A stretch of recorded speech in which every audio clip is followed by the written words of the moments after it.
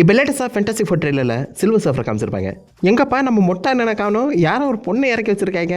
இது வரைக்கும் நம்ம பார்த்த படங்கள்ல மொட்டை அண்ணன் தானே வந்துட்டு இருப்பாரு.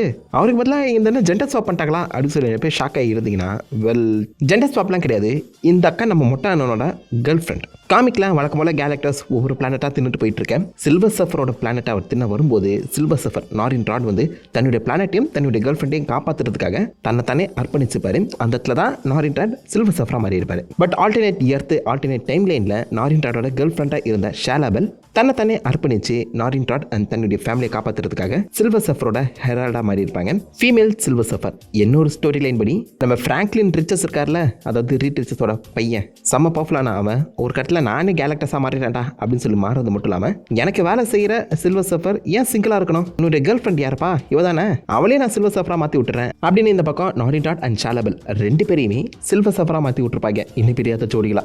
இதை வச்சு பார்க்கும்போது சொல்ல முடியாதுங்க, இந்த படத்தில் நம்ம ஷாலாபெல்லோட சேர்ந்து மொட்டை அண்ணனும் வரலாம்.